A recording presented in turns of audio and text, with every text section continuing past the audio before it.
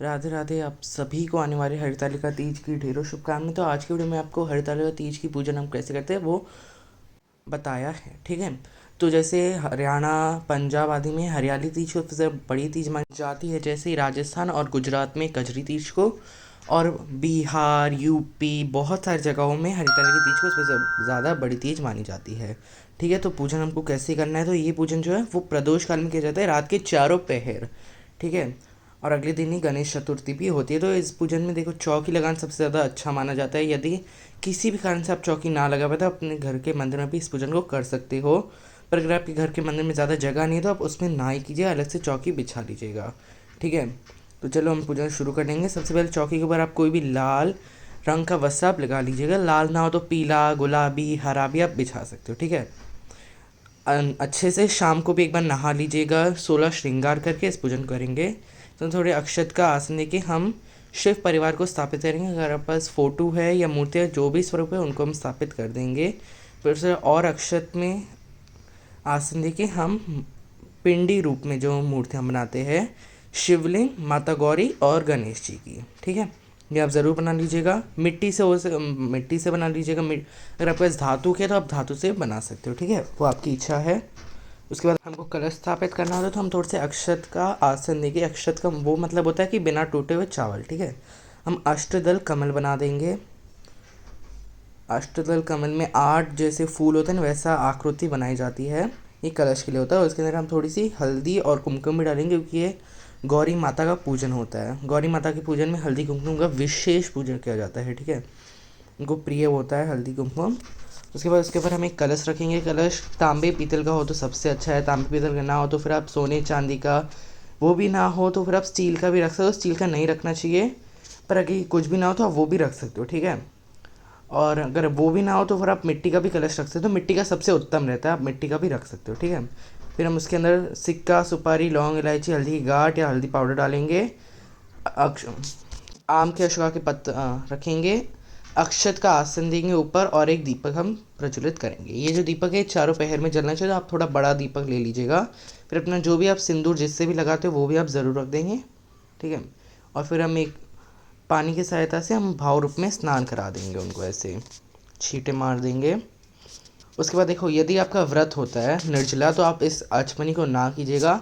यदि आप निर्जला व्रत ना रख पाए, या फिर किसी और व्यक्ति से भी आप ऐसे 3 बार आप ऐसे जल आचमनी करा सकते हो, ठीक है। 3 बार ऐसे जल पियेंगे, दो चौथी बार हाथ धो देंगे। यदि आपका व्रत है तो इस पार्ट को आप स्किप कर दीजिएगा, इसको मत कीजिएगा, क्योंकि व्रत टूट सकता है, ठीक है।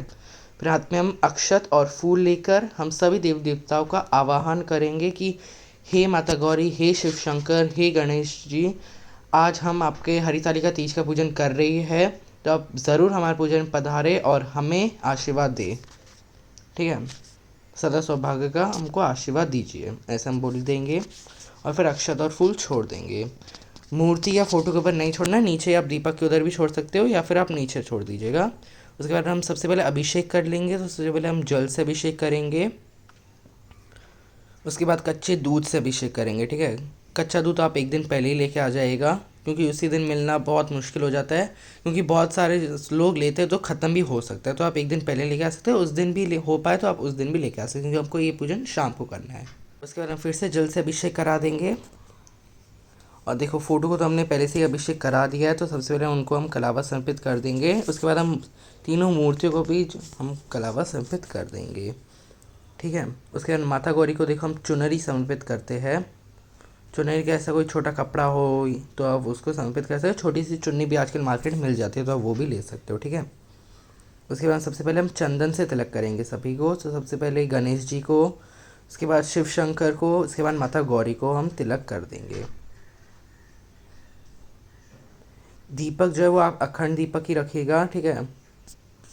उसके बाद हम देखो, दीपक को भी हम अवश्य ही तिलक कर देंगे सबको, ठीक है। उसके बाद हम माता रानी को चुनरी समर्पित करेंगे।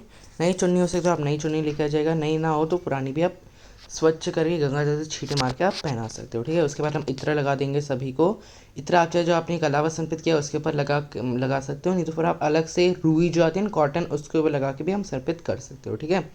उसके बाद हम फूल समर्पित कर देंगे। हरितालिका तीज के समय बहुत सारे फूल मिल जाते हैं, तो आप फूल ज़रूर भी समर्पित कर दीजिएगा। और बेल पत्र बहुत सारे एक दिन पहले आप लेके आ जाएगा, हमको भोग के ऊपर भी बेलपत्र रखना होता है, ठीक है। ये भी आप ज़रूर देख लीजिएगा। उसके बाद हमें माता गौरी को ऐसे हम सिंदूर समर्पित कर देंगे नया, ठीक है। 3 बार सिंदूर हम समर्पित करेंगे। नया ना हो पाए तो फिर आप अपना सिंदूर दान वाला भी कर सकते हो, ठीक है, वो आपकी इच्छा है। उसके बाद देखो माता रानी के लिए जो है वो बहुत सारे लोग जो है बायना निकालते हैं। बायना आप निकाल भी सकते हो या इस पार्ट को स्किप भी कर सकते हो। यदि आपके यहाँ पे बायना निकाला जाता हो तो आप निकाल भी सकते हो, ना निकाला जाए तो आप ना निकालिए, ठीक है। निकालते तो उसके ऊपर वस्त्र रखते हैं, साड़ी सूट आदि, या उसके ऊपर हम और श्रृंगार भी हम समर्पित कर देंगे, मतलब उसके ऊपर ही रख देते हैं। 2 श्रृंगार भी बहुत हो जाते हैं। चूड़ी और आप चाहे तो बिंदी रख सकते हो, बिंदी मेहंदी आप कुछ भी 2 रख सकते हो, ठीक है, या 16 हो तो सबसे अच्छा, ठीक है। उसके बाद माता रानी को भी हम श्रृंगार समर्पित करेंगे, उनका हम श्रृंगार कर देंगे, ठीक है। चूड़ियों से, बिंदियों से, मेहंदी से, सबसे हम उनका श्रृंगार कर देंगे।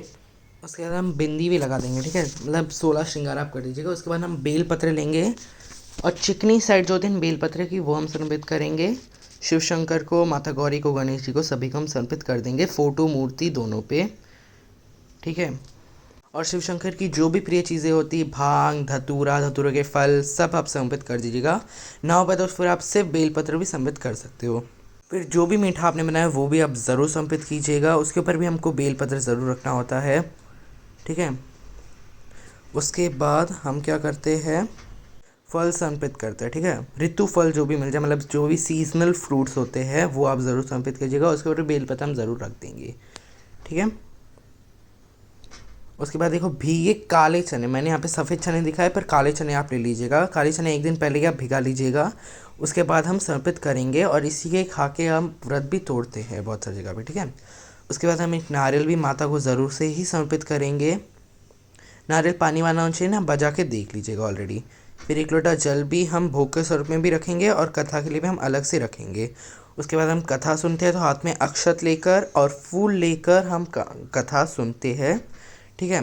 कथा का वीडियो आप यूट्यूब से देख सकते हो या फिर आप पढ़ भी सकते हो। बहुत सारे जो मेरे पुराने वीडियोस थे जैसे आप खुद देख सकते हो वो डिलीट हो गए, जो मेरे नए वीडियोस थे, तो वो पता नहीं क्या हुआ है, वो भी हम देख रहे हैं। 6 महीने तक के सारे वीडियो डिलीट हो गए हैं, तो फिर आप घबराइएगा नहीं, हम ज़रूर कुछ कर लेंगे, ठीक है। फिर वो जो लोटा है उसको हम सूर्य देवता को अर्घ देंगे, या चंद्रमा को हम अर्घ दे सकते हैं रात को, वो आपकी इच्छा है। देखें बहुत सारे यहाँ पे सूर्य देवता को या बहुत सारे लोगों को चंद्रमा को दिया जाता है। उसके बाद देखो हम गाय के गोबर को ऐसे सुलटा लेंगे, उसके ऊपर हम कपूर जलाएंगे, अग्नि कर लेंगे, घी की आहुति देंगे, हवन सामग्री जो भी आपने भोग चढ़ाया उसकी सामग्री हम डाल देंगे, ठीक है। उसके बाद जो बायना आपने चढ़ाया है वो हम एक बार छुआ कर वापस रख देते हैं माता को।